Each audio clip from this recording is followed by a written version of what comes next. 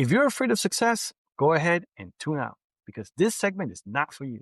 Every year, Higher Ed talks about change, but Insights EDU 2026, that's not another conference. It's the catalyst. It's where fresh data drops, revealing real insights on how modern learners are thinking, searching, and deciding right now. And here's a spoiler for higher ed leaders. Most institutions aren't keeping up. 3 days on the beach, February 17th to the 19th, 2026, in Fort Lauderdale. Over 65 powerhouse speakers, 40 sessions, zero fluff. We're talking unfiltered strategy, AI integrations, and forward thinking built for the leaders who want to disrupt before they're disrupted. So here's the question. Are you ready to lead transformation or be overtaken by it? Reserve your spot now at insightsedu.com. Early bird pricing ends December 15th. Support the EdUp experience for just $5.99 a month and lock in that rate for life. You'll get ad-free early access to episodes. But hurry, price goes up after December 31st, 2025. Visit edupexperience.com. That's EDUP experience.com and click support the show. Welcome back, everybody. It's your time, EdUp, on the EdUp Experience podcast, where we make education your business. This is Elvin Freitas, co-founder of the EdUp Experience. We are back on another episode of our EdUp Extra series, because who doesn't love a little extra in their life, a little extra goodness in their life? And today, to provide a little extra goodness in their life, we have Gary Stocker. He's the founder of College Viability. Gary, how you doing today? Well, I'm doing well. Thank you, sir. Thank you for being here. So curious to know all about what you do, how you do. Tell us the whole story. Gary, go for it.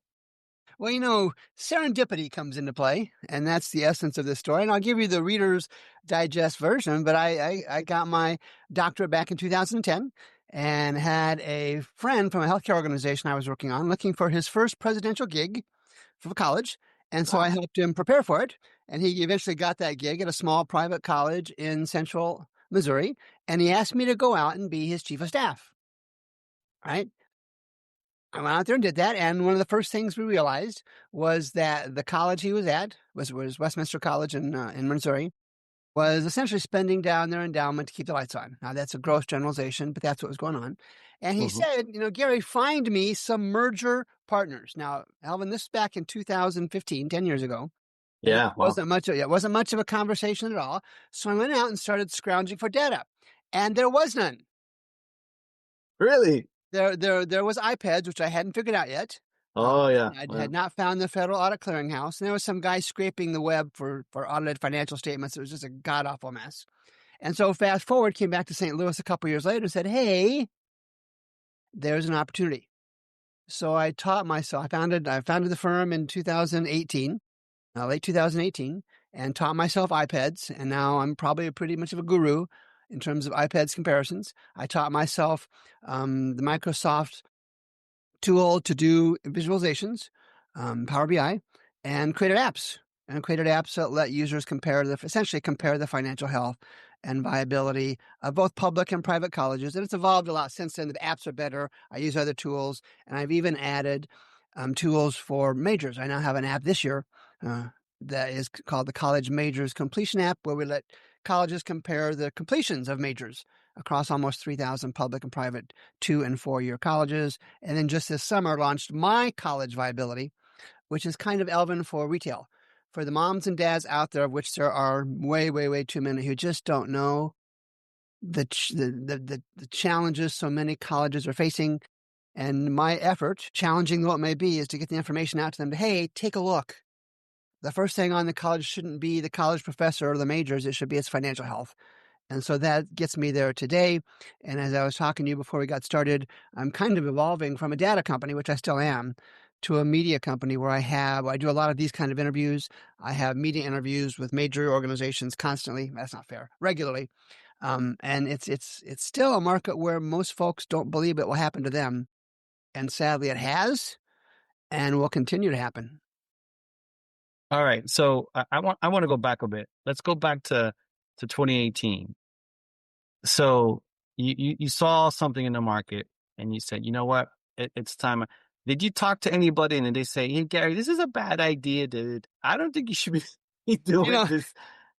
It was in that time frame. Back in 2018 and 19 and 20, really 21, 22, it was mostly crickets. You've heard the old line, there are no stars made overnight. Well, I'm raising my hand for those who can't see that. Raising my hand. It was 2023, started to get some traction. 2024 and this year, lots and lots of traction. But the essence of it was, a guy told me, Gary, you're creating a new market. And I referenced that a minute ago. You're creating a market for folks who aren't aware that colleges are in financial trouble. And he said, Gary, that's really expensive. And he's right. And I don't have the resources to buy my way into that. So I try and develop organic content to try and educate essentially a new market, Elvin, that, hey, the first thing to look at should be a college's financial health, then proceed with everything else. So let's talk a little bit more about that process. Tell me about your process to look at college's financial health. I think, and then maybe why you're doing it. So maybe however you want to go with it. You can tell me like how you do it, and why you do it. Well, somebody said, Gary, why do you continue to poke the higher education bear? And I do. Yeah. And I do so with intent. And I do so with loving intent and try to be fair, although I know an element of sarcasm creeps into my podcast and media and that kind of stuff. Because, Elvin, somebody needs to poke the bear. Yeah. And again, this is a guy out of St. Louis poking that bear consistently. Later this morning, I'll do my weekly podcast This Week in College Viability, and I've already got things lined up to poke. It's just one of those things. It's an awareness piece. To my knowledge, nobody else is doing it like I do.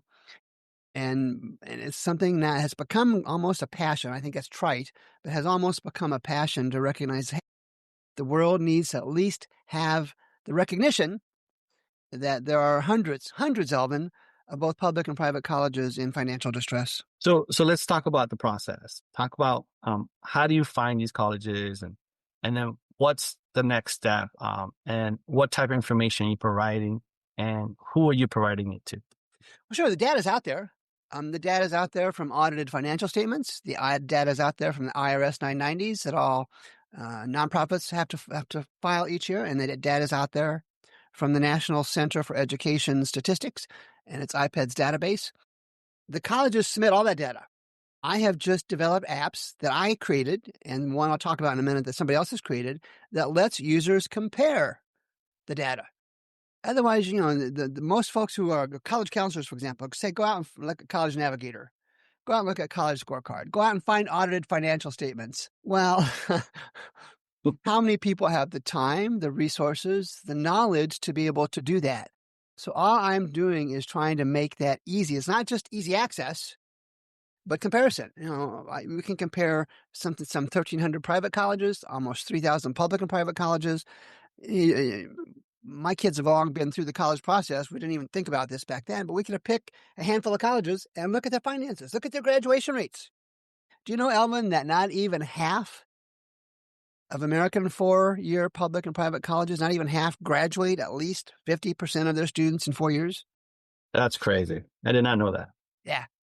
And there are many in the 30s and 40%. And with that concept of poking the bear, if you can't graduate at least 50% of your students, I call you a coin toss college. For obvious reasons, you might as well toss a coin to see whether your individual student is going to graduate or not. The data is from the colleges, and one of the questions I get from reporters on occasion is, "Well, Gary, does anybody push back?" And interestingly, no. And I'm guessing why is, first of all, they don't want to acknowledge that what I'm saying has some meaning. And secondly, I'm using their stuff. I'm using their data. Now, there was one instance a year or so ago when I entered a wrong data point. Somebody called me and I said, my mistake. I fixed it. But really no pushback for those two reasons, I think. So again, I may have lost this, but how do you find the schools to highlight and to work with? And now you're not working with them, but you're just trying to figure out what's going on in financial health. How do you find these schools? Well, with the data, I can do sorts. I can look at, Elvin University. I can bring up Elvin University and see the graduation rate is 75%, that their net income margin is plus 5%, that they're spending less than they're making, that they spend money on capital investments. I can either spec it out, or what happens is another media thing that I do every Tuesday with Matt Hendricks, who developed something called the College Financial Health Advanced Compass. And Hmm. he actually went out and developed an AI tool that captures the audited financial statements, IRS 990 and some IPEDS data, for all private colleges. His version's out now. And we actually can look at that and do show. We do shows every Tuesday on 2 colleges. And we've now reviewed 150 private colleges in the last 16 months since we started the show, some of which are doing quite well. And it's easy to see, many of whom you and I would never want to seriously consider for our children or family members, because while they may not close, and that's very problematic, hundreds of privates and publics don't have the resources to provide the type of quality education you and I would want for our children, for our grandchildren, for our neighbors, our family, whatever. It's just not there. And we use the tools that the data the colleges provide. And with Matt's Advanced Compass and my College Viability app and College Majors Completion app, we just give tools. It's kind of like Kelley Blue Book, right? Kelley Blue Book, folks, for cars. Kelley Blue Book kicks tires and says, buy this car, don't buy this car, kind of. And I kind of do the same thing with college data. I don't kick tires, but I kick enrollment numbers. I kick enrollment trends. I kick graduation rates. I kick unfunded institutional grants that you and I know as merit aid and most scholarships. And even the FAFSA, I've drawn an analogy. We all know what the FAFSA is. We, students and their families give colleges information about their finances. Kind of what I have done is the reverse FAFSA. Is it not only fair that students and their families get financial information on colleges, just like colleges get financial information on students and their families? That is an excellent point. Never really thought about that. And it kind of leads me to a follow-up question. So what's the number one red flag that you're seeing? I mean, 150 colleges you've analyzed, that's pretty amazing. That's intense. Well, So I'll give you what are you one. saying? Yeah, I'll give you one. And folks that listen to this will say, well, you just can't use one. And they're right. Yeah. But if you said, Gary, you have to pick one full-time equivalent FTE enrollment trend. And here's why. And I tracked for 8 years. So from 2016 to 2023, the last reported IPEDS data. And so the line I use all the time is if Elvin University's FTE enrollment has decreased over the last 8 years, don't tell me you can fix it tomorrow. For lots of reasons. This is a declining market. There are way too many colleges, not enough students, and with other things as well. Graduation rate, 34%, 32%, 40%, 36%. Don't tell me you can make it 60% next year, because you can't. And even with going back to that enrollment, if you have a bad enrollment year, you're short 200 students, whatever the number is, you're living with that bad year for at least 4 years to recover from that. Because those freshmen become fewer sophomores, fewer juniors, fewer seniors in proportion to whatever those numbers would have been. So a bad enrollment year, you say, we'll do better next year. We're going to increase enrollment. And I see this all the time. No, you're not. You're not going to increase enrollment. There's not enough students to do that. And even if you do, I had a reporter from somewhere last week. Even if you do, tell me what tuition discount you had to give to get students in the door. And now the best I can tell, that number is hovering on average around 60+%. So a college with 20,000 as a list price in tuition is netting 8,000. Wow. So, actually, I was thinking when you were talking, and help me understand iPads, because you're getting a lot of the data from iPads. Isn't that self-reported? No one's going into, or maybe I'm wrong. People going in and checking the books, right? They're doing audits and things like that. How is that data getting extracted from the college and university? So iPads is college submitted data. There is, and prior to 2025, it was heavily audited, and there was a whole staff of folks to make sure the data each college submitted was accurate. And so Was that audited by the state? Who's audited? No, by the National Center for Education Statistics and their team. Okay. Some of those were federal employees, some of those were contractors, but it was audited data. Now, the argument against iPads is not that it's bad data. Sometimes it is, and you can tell, but doesn't happen often. The argument against iPads is, well, it's old. And all right, I will stipulate that. I'll grant you that it is a little bit old. I just told you my data goes through 2023. And maybe if they come through, the 2024 data will be available late this year. and I will include that in the 2026 versions of apps that come out. But still, I'll go back to what I said a minute ago. Yes, I will cede the point that it's older than it should be, but it's still a trend.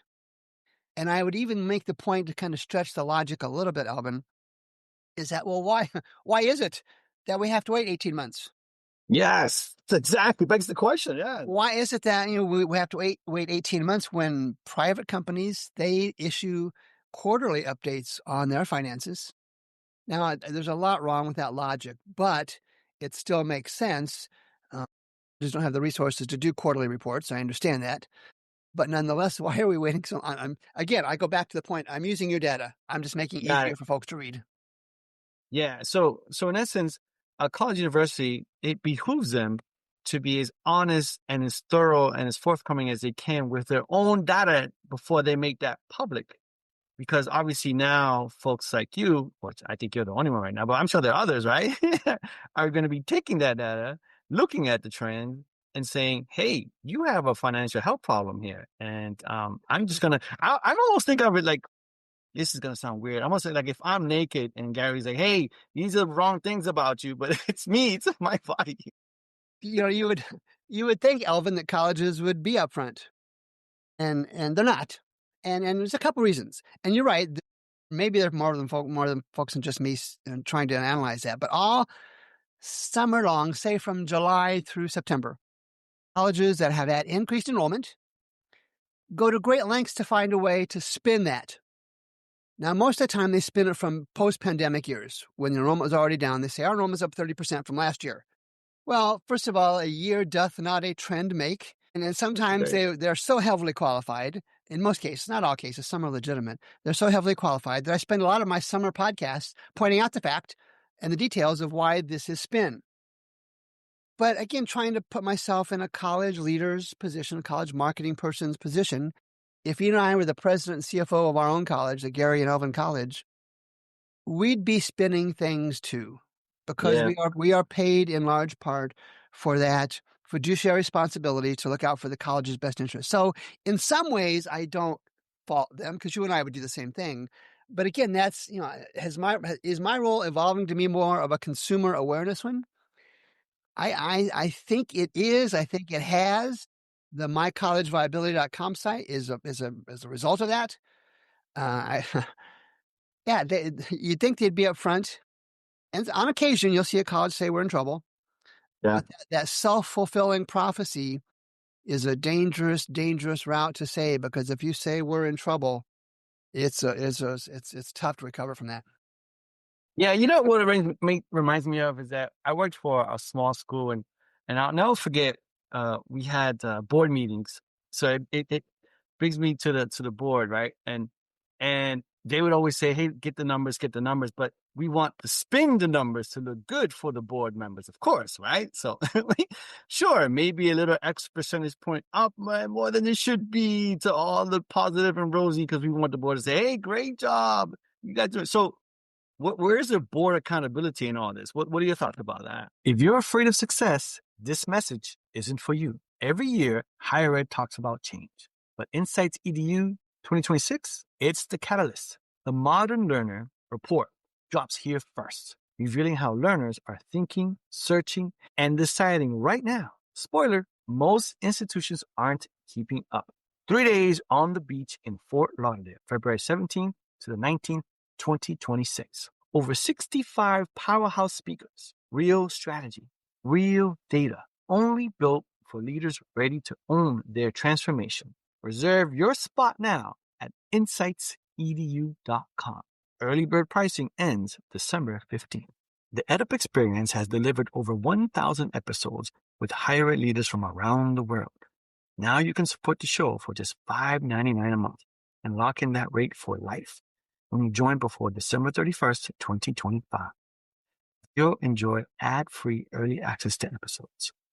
Go to edupexperience.com. That's EDUP experience.com. Click support the show and secure your lifetime rate today. Well, I'll answer your question, I think. So there's such a general consensus that too many board members are clueless on the finances. They are there for the social component, especially in the case of private colleges, but in public to a slightly lesser degree. And they don't really have a handle on finances. So to answer your question, just now I'm releasing a free course that I've designed for college board members that uses some of my apps to say, hey, here's how to do this. Now, the course is free, but the apps behind it is how I will hope to make money on that, because folks will say, hey, we need to have this tool. And the other part is you make a point about the board looking at the data and say, we're up 2%. So that's a parochial outlook. That's looking at only your data. You really want to know how the market is doing. And the best example I have is endowments. One of the things that we track on the Advanced Compass is endowments.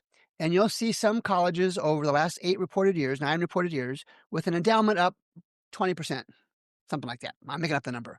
The average endowment increase over those same 8 years, because we track that, is up something close to 50%. So that college who is crowing from the mountaintops, hollering from the mountaintops, our endowment is up 20%, is actually 30% behind the average. We even track in Matt's app, in the Advanced Compass, a set of 9 recently closed private colleges. So there's a red line on these charts. And I've got it all on the College Financial Health Show on my YouTube channel. And it's, of course, as an individual college, you don't ever want to be close to that red trend line. And on too frequent of an occasion, Elvin, there are colleges trending below that. Now, does that mean they'll close? Absolutely, it doesn't mean it will. But it sure is not a positive indicator. So, we have a lot of college presidents listening, as you know, and the board trustee members too. So I want you to talk to them and say, what do I need to do to not get on Gary's right now? Right? Well, They learn so much. What are the preventative measures I need to take starting today? What am I looking at? What is a couple things, I guess. The trends matter. The comparisons matter. We talk about that. If your enrollment is down for 8 years, don't tell me you're going to turn around tomorrow, because you're not. But the other part is, where is this market headed? And we've seen a lot of conversation in the last couple of years about mergers and acquisitions. And in the cases of colleges that close, and I know from personal example, from information college presidents have shared with me, that there have been colleges that have closed, and in their final moments of life, they're essentially dialing for dollars. They're calling college presidents in their region and say, hey, marry me, marry me, marry me. Otherwise, I'm not going to be able to make it. And they bring nothing to the table. They're waiting too long. So to those college presidents, and Dr. Ricardo Aziz has a new book about this, called Leading Existential Change. It talks about mergers and closures. Have the conversation about merger possibilities yesterday, not tomorrow.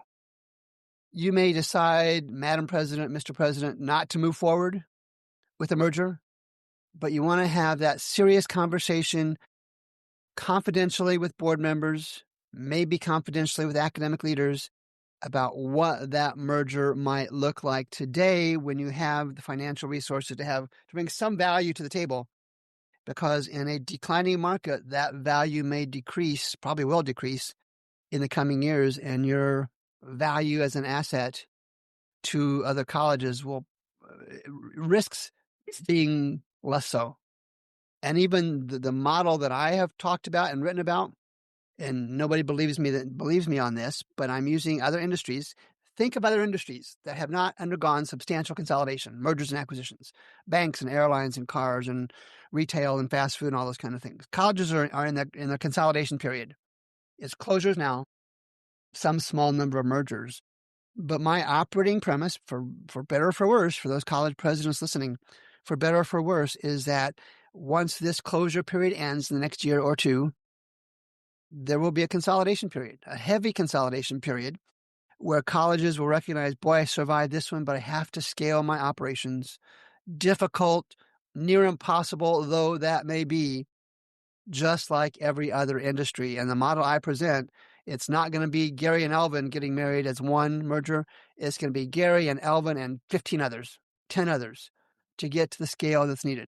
College presidents are going to listen to that. They're going to turn off the podcast at this point, because they're going to say, that's not possible. But you come back to me and tell me an example of any other industry that has not undergone significant consolidation like that, and then we can have a discussion. I love it.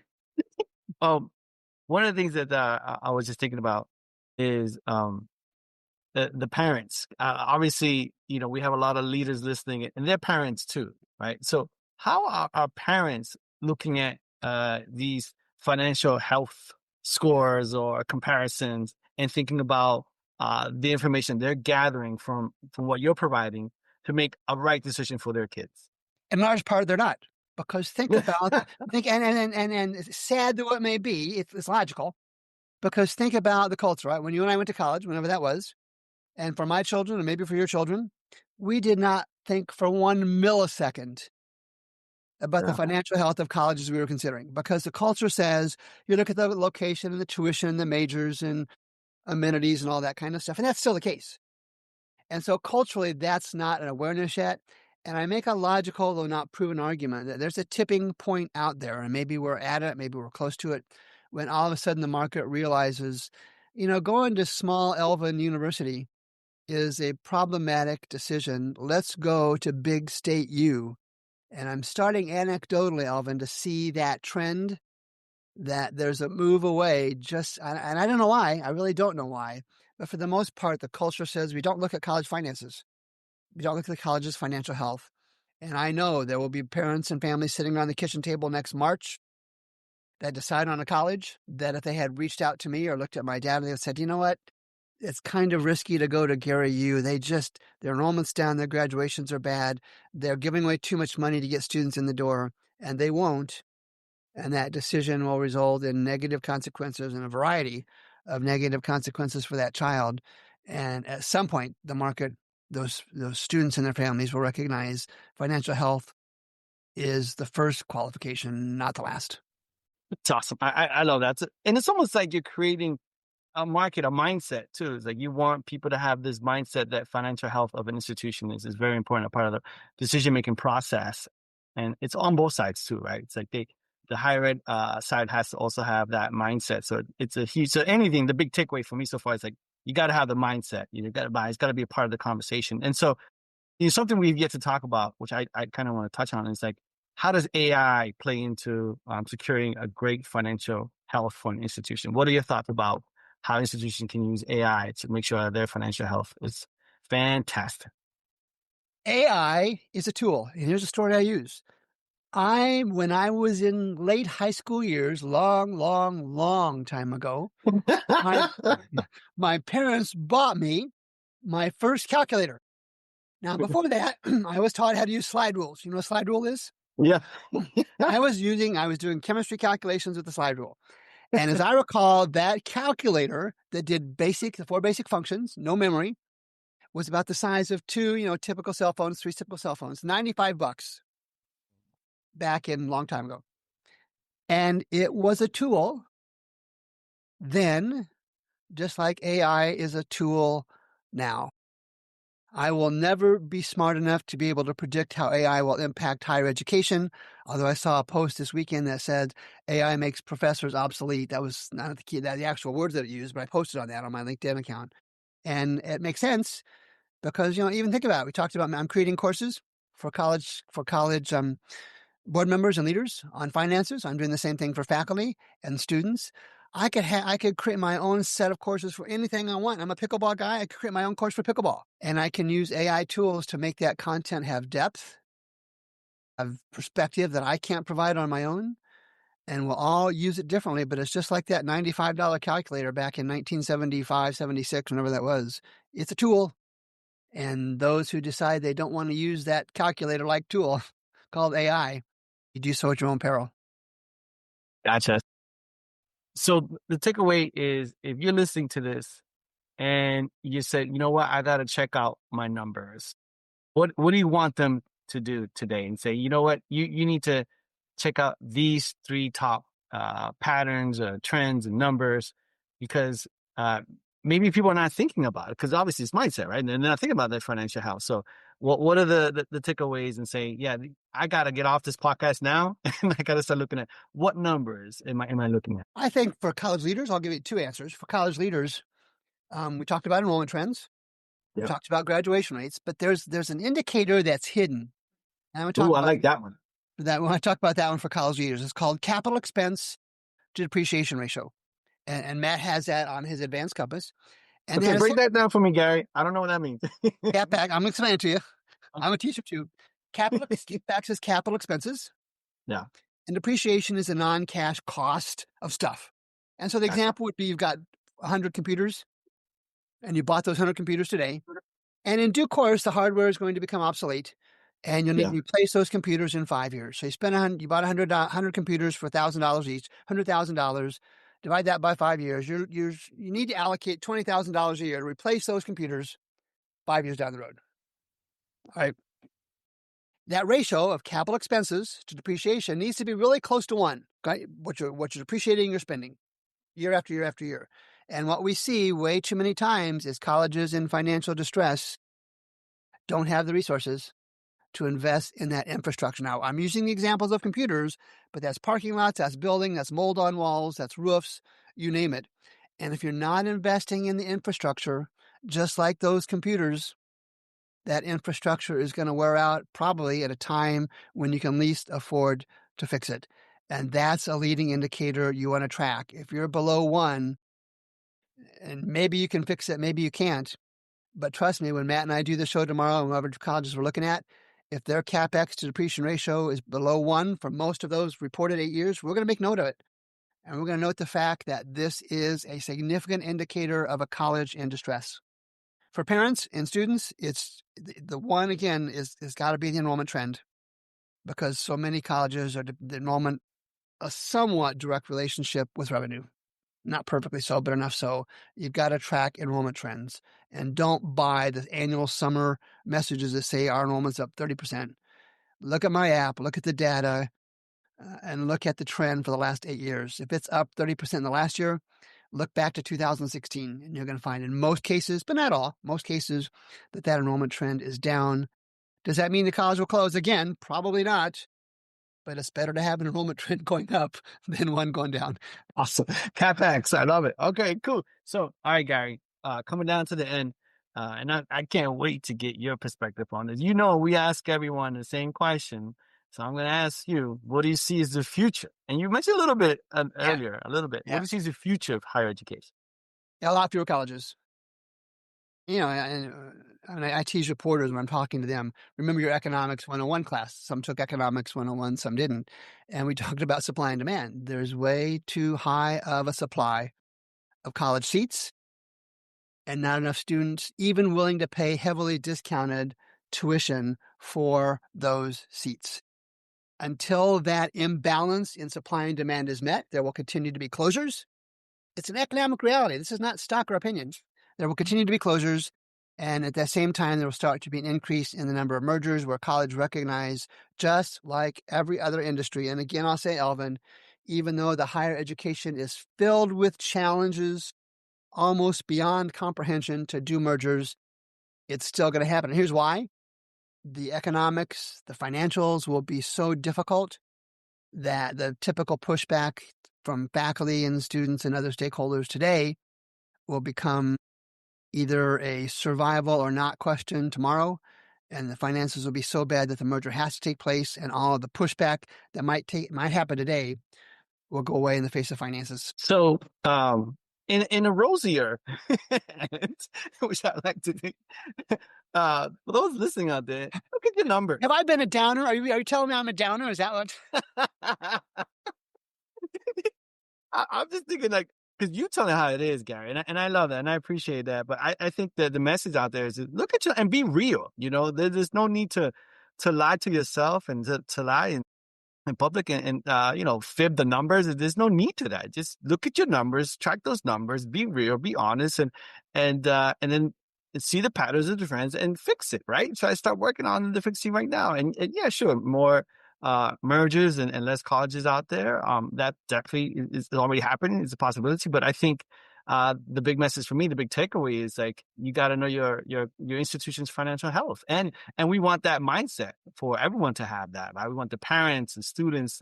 We want the staff, the faculty, the board, BOT, everybody, all the way in higher ed, in and around the ecosystem, to have that mindset of like the financial health of the institution, which I love. So anyway, this has been awesome. I really appreciate time. So you have so much going on I know people want to learn more and get to where should they go? Where should they connect with Gary Stocker?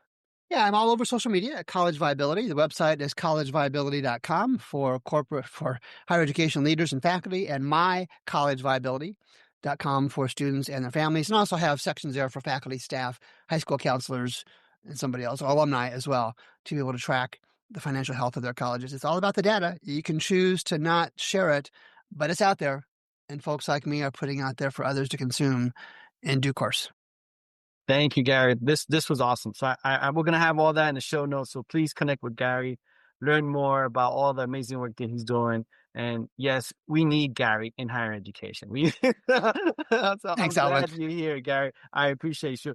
So there you have it, ladies and gentlemen. He is Gary Stocker. He's the founder of College Viability. Gary, thank you so much for being with us today, Gary. Always a pleasure. Thank you, sir. You got it, sir. Ladies and gentlemen, you've just EdUp. Block out your calendar, bring your team, and lock in your spot because Insights EDU early bird pricing ends December 15th. We'll see you in Fort Lauderdale, February 17th to the 19th, 2026, for 3 days that will disrupt what you think you know about marketing and enrollment for today's modern learner.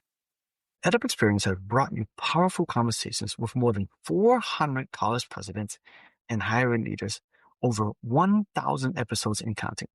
Now, we're inviting you to join us in shaping the future of higher ed podcasting. For just $5.99 a month, you lock in that rate for life, but only if you sign up before December 31st, 2025. As a supporter, you'll get ad-free early access to episodes.